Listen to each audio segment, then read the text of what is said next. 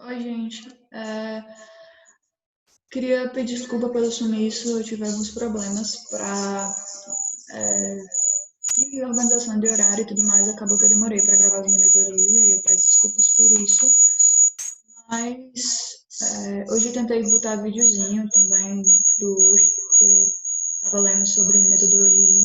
Falava que quando é só a imagem do iPad, por exemplo, fica muito mecânico, as pessoas aprendem menos porque tem a sensação de estarem sendo explicadas por máquinas. Enfim, espero que melhore de alguma forma. A nossa última unidade, ela é basicamente tegumento, tecido cartilaginoso, tecido ósseo e tecido muscular. Tegumento tem alguns detalhezinhos, mas eu estou tentando reduzir minha monitoria, porque está se tornando uma monitoria muito longa em comparação com a aula e até com o próprio conteúdo que é cobrado. E aí acaba que eu estou botando vocês para assistir vídeo de 40 minutos que talvez não esteja aprendendo tão bem, né? Às vezes vídeos menores são mais interessantes. Depois vocês me dizem se preferem vídeos menores ou maiores, enfim. Então vamos lá, começando. Tegumento, ele é basicamente formado por pele e anexos, ok? O que a gente tem que entender?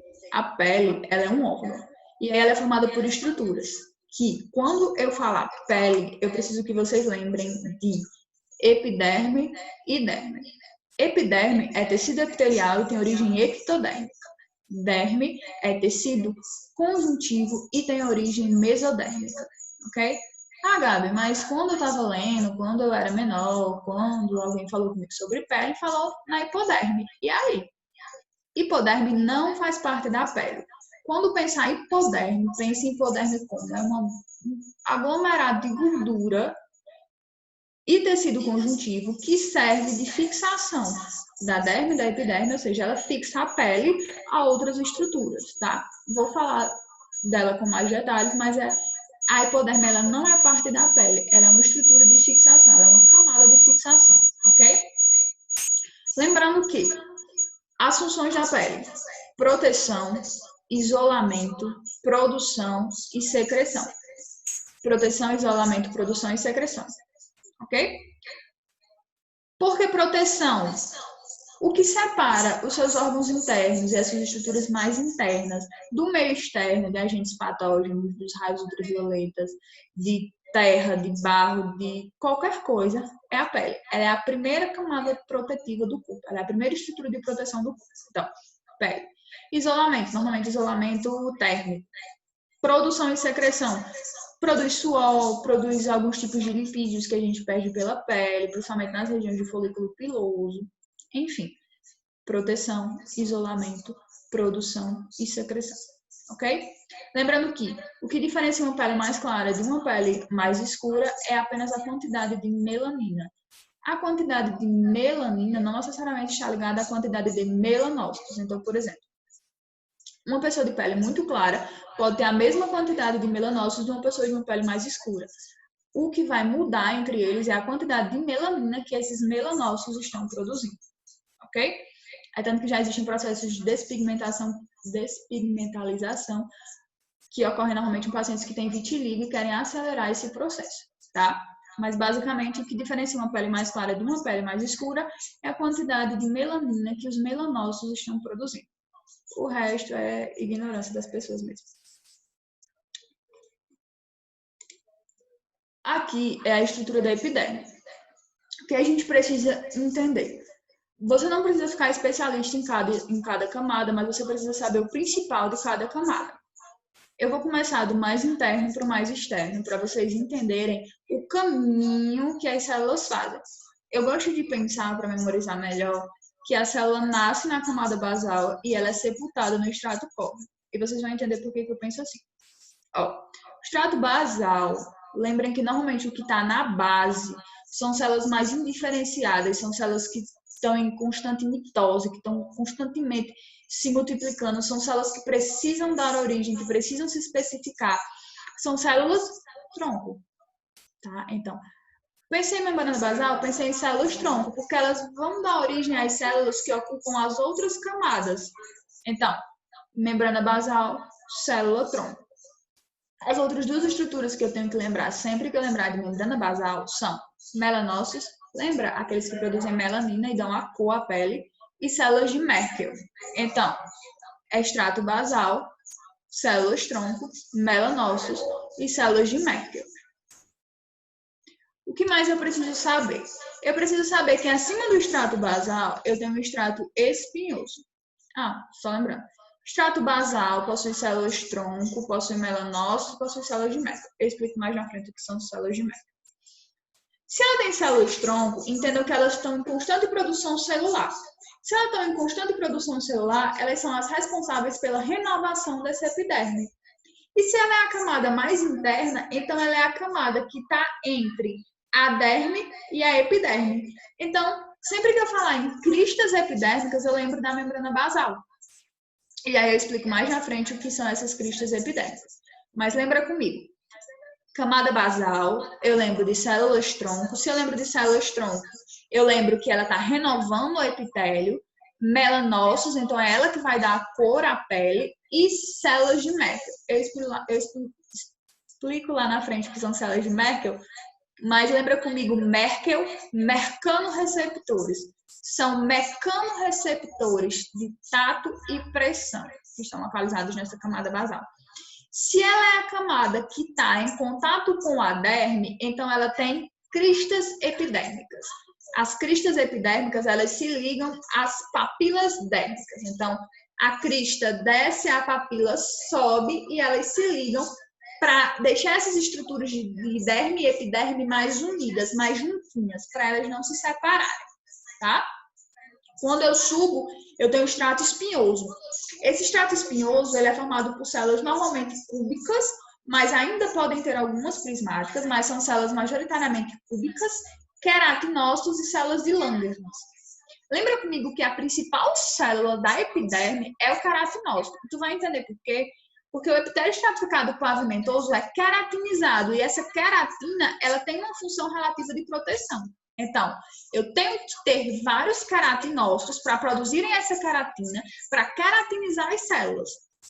E se você notar, da basal para a córnea, a célula vai sofrendo queratinização, consequentemente ela vai perdendo organelas, ela vai morrendo, ela vai se tornando anucleada, até chegar no extrato córneo.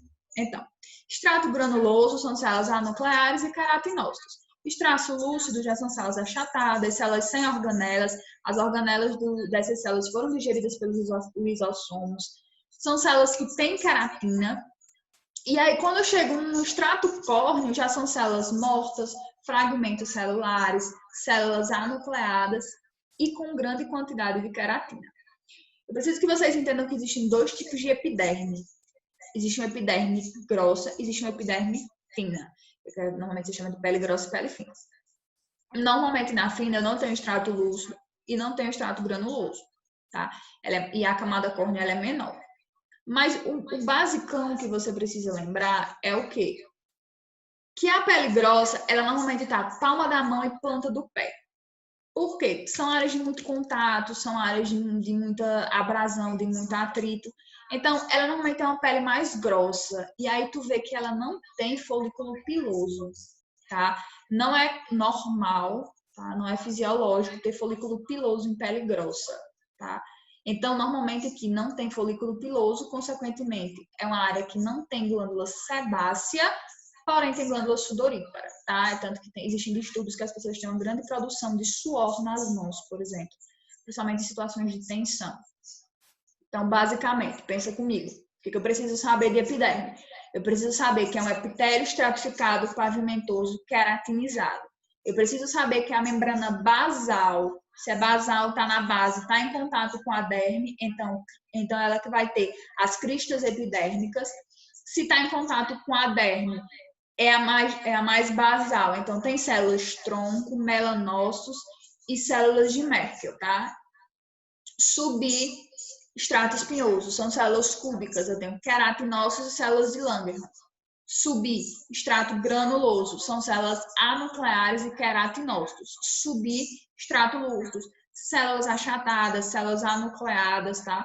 Células que perderam suas organelas e alguns queratinócitos, e que tem queratina, na verdade, nessas células. subir fragmentos celulares, células mortas, placas de queratina e são células anucleares, tá? Lembrando que o extrato córneo é variável. Tudo bem?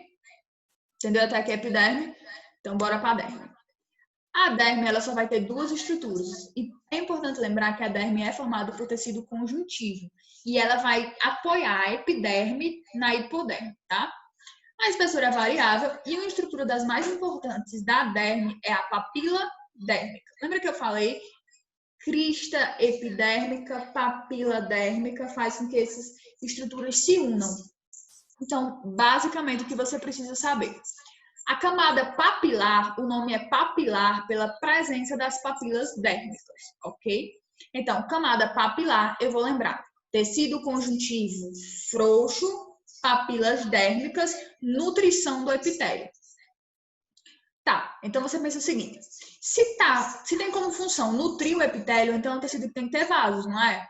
É. Se ela tá emitindo as papilas dérmicas para juntar, era legal ter fibra, não era? Para juntar melhor? Então, tem as fibrilas, que também são estruturas de adesão e de ligação, que vai juntar a membrana basal à derme. Então, basicamente, pensei em camada papilar. Eu pensei em tecido conjuntivo frouxo, papilas dérmicas. Papilas dérmicas não é para ligação, então seria legal ter fibra. Então, eu pensei em fibrilas. Nutrição do epitélio. Se é nutrição do epitélio, precisa ter vaso. Então, eu penso em um tecido, uma camada vascularizada. Abaixo da camada papilar, a gente tem a camada reticular. E aí, a camada reticular, ela já é formada por tecido conjuntivo denso. Tecido conjuntivo denso, não modelado e fibras colágena, elástica e reticular, tá? Então, camada papilar, tecido conjuntivo frouxo, nutrição do epitélio, papilas dérmicas. Camada reticular, tecido conjuntivo denso, não modelado, fibras elásticas, colágenas e reticulares, tá? Aqui tem a fotinha de uma lâmina. E aqui, essa estrutura aqui, ó, que tá subindo, que eu tô pintando, é uma papila dérmica. E essa estrutura que tá descendo aqui é uma crista epidérmica, tá? Elas se ligam. Então, lembra que a crista desce, se ela desce, então ela vem da epiderme. E a papila sobe. Se ela sobe, ela vem da derme. Então, crista desce, papila sobe. Ok?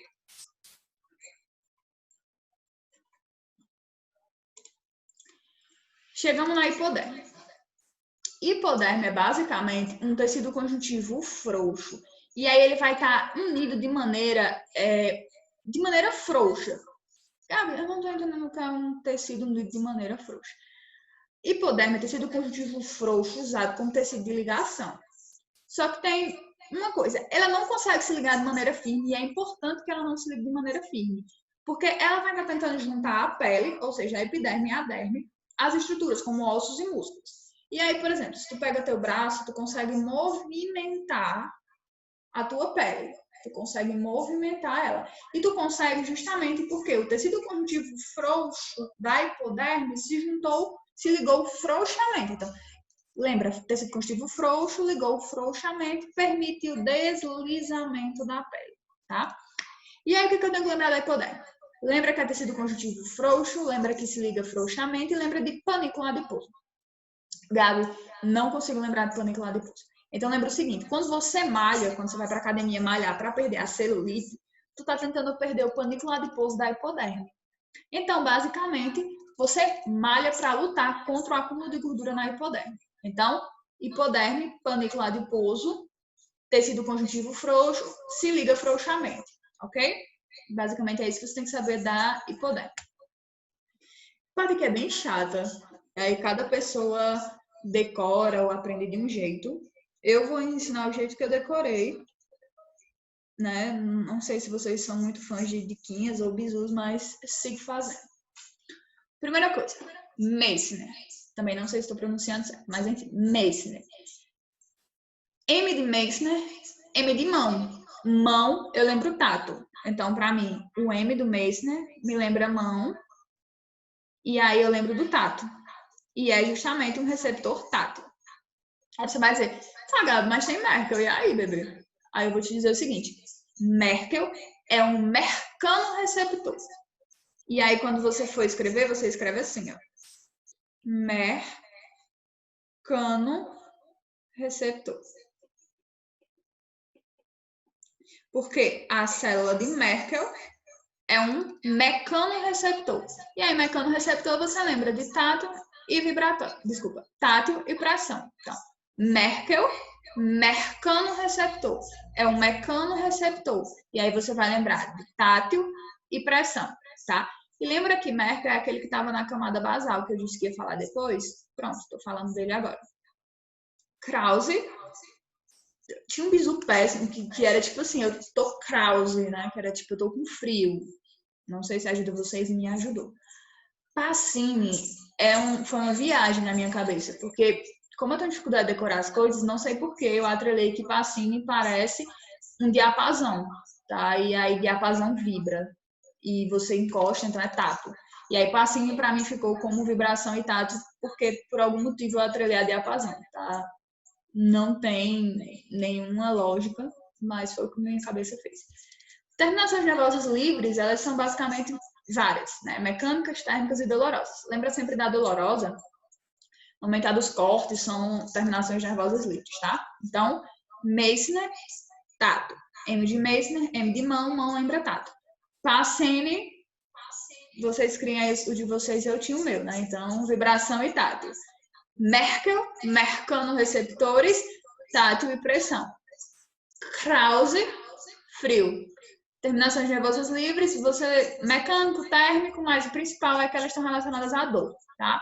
Tenta lembrar o receptor, tá? A terminação nervosa, a célula específica, o que ela capta e aonde ela tá? Isso é bem importante, tá? O que e onde ela está é o principal de cada um.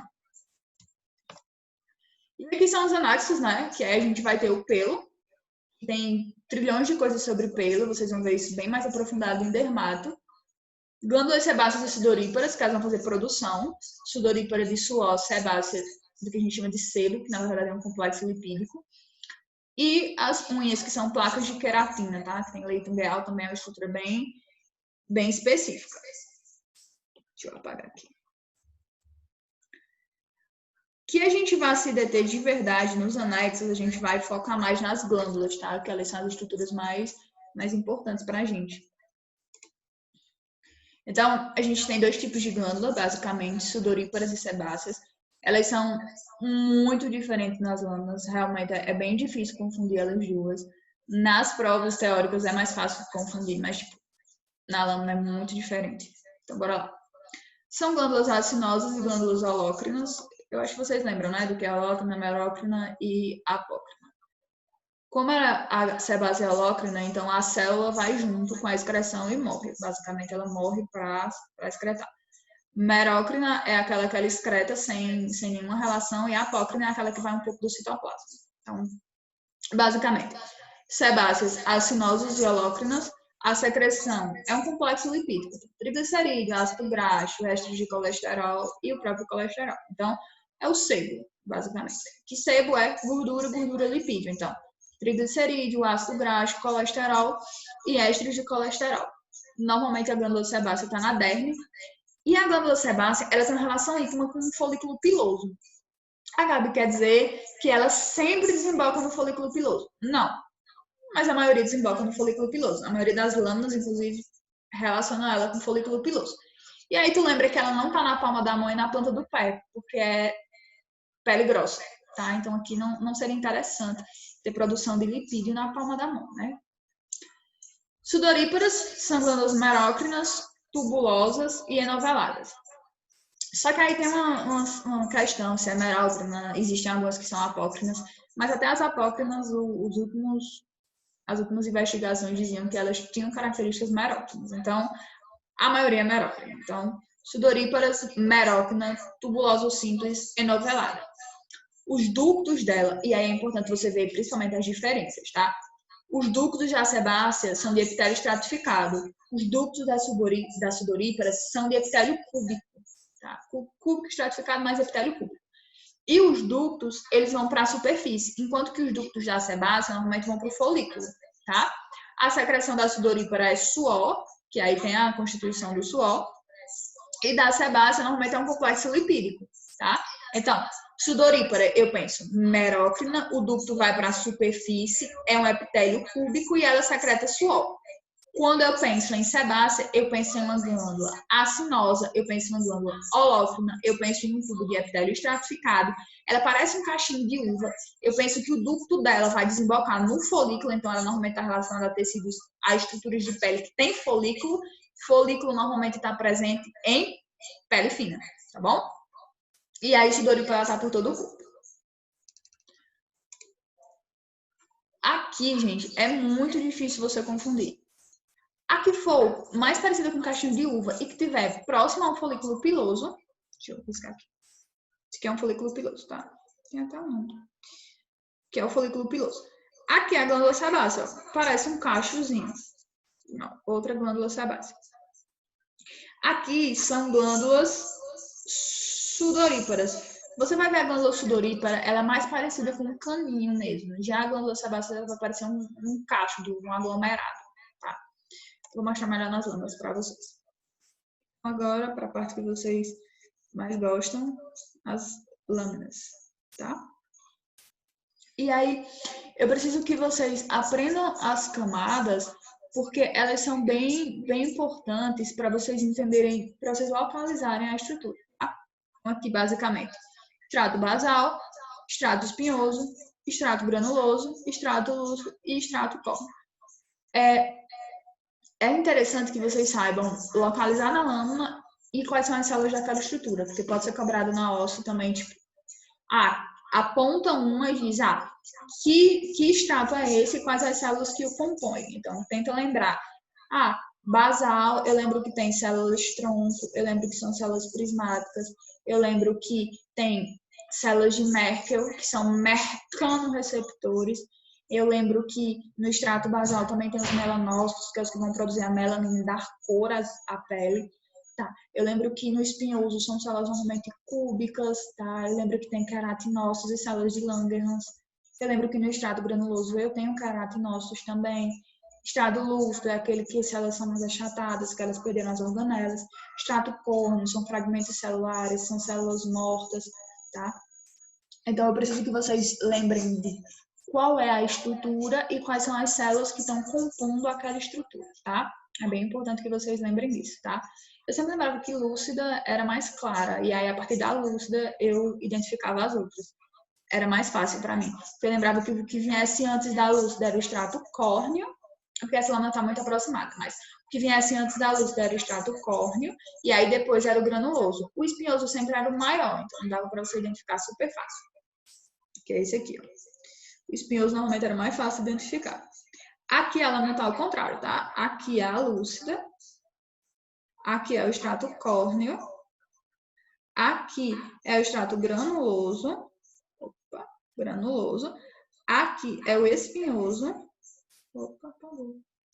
Aqui, espinhoso. Aqui é a basal. Lembra que a basal eu tenho cristas epidérmicas e papilas dérmicas? Tá aqui, ó. Aqui é uma crista epidérmica. Lembra que a crista desce? Então, crista epidérmica, então aqui é a derme, tá? Essa parte aqui é uma derme papilar e essa parte aqui é uma derme reticular, tá bom? Aqui você vai ver melhor porque está mais afastado, tá? Então você vê melhor as estruturas de queratina que ficam na lâmina. Essas aqui são as estruturas de queratina. Se são as estruturas de queratina, camada córnea. A camada mais clara, camada lúcida. Aqui, camada granular, tá? Aqui a espinhosa. Aqui eu vou ter a derme. Desculpa, aqui eu tenho a basal, né, antes. E aqui eu vou ter a derme reticular, desculpa, papilar e reticular. Isso aqui é coxinha adiposa, tá? Lembrando que essa é uma lâmina de pele grossa, porque você consegue ver todas as estruturas bem delimitadazinhas e bem bonitinhas, tá? E aqui são as papilas dérmicas. E do lado as cristas epidérmicas. Essa é uma lâmina de pele fina, você vê que ela é bem mais compacta, né? E aí fica bem mais difícil de você ver todas as camadas. Mas basicamente essa é uma lâmina de pele fina.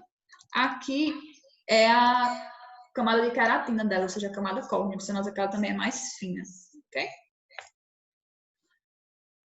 Aí, normalmente, mostrando as cristas, é bem provável que existe que, quando vocês forem fazer óssea, né, tenha uma lâmina de crista epidérmica ou de papila dérmica, tá?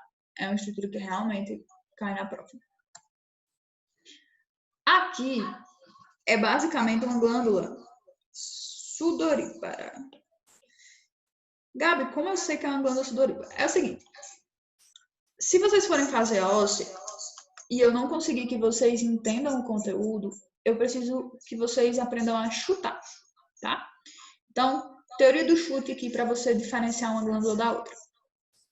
Tô vendo folículo? Não. Chute sudoríparo. Gabi, desse jeito? É. Se você não aprendeu, tá vendo folículo? Chuta que é sebácea. Não tá vendo folículo? Chuta que é sudorípara. Tá? Se for para chutar, chuta sim. Mas basicamente, quando você tiver de frente a uma glândula sudorípara, você vai ver que ela vai ter como é um epitélio cúbico, tá? O tubo dela fica muito bonitinho. Então você vai ver a estrutura realmente bonitinha da glândula, tá? E ela é bem diferente. Eu vou tentar, dá até para desenhar, ó. Eu desenho péssimo, mas vocês vão entender. Sempre que eu ver assim, organizadinho, bonitinho, eu penso em glândula sudorípara, porque é um tubo de epitélio cúbico, tá? Então é um tubo mais organizado, é um tubo que vai para a superfície, que vai produzir suor, tá? Então, essa é uma lâmina de glândula sudorípara, tá? Um tubo de glândula sudorípara, outro tubo, outro tubo, outro tubo, tá? Isso aqui é um folículo piloso, tá? Folículo piloso. Se tá vendo folículo piloso, o que é que você chuta? Glândula sebácea. Tá aqui, ó. Glândula sebácea. Ao redor do folículo piloso, eu vejo glândulas sebáceas, ok? Ela tem esse aspecto mais de cacho de uva. Eu não sei quem disse que era um cacho de uva, mas tudo bem. E ela fica sempre ao redor do folículo piloso. Aqui, se eu tô vendo folículo piloso, eu chuto o quê? Glândula sebácea. Mas aqui, essa lâmina é basicamente para mostrar essa estrutura aqui. Essa estrutura é o músculo eretor do peito. Tá? Quando a gente estiver falando de músculo, a gente vai explicar que tipo de músculo é esse. Mas essa lâmina, ela é para mostrar basicamente que isso aqui é um folículo piloso e que isso aqui é o músculo eretor do peito, tá? Músculo eretor do peito. Tranquilo?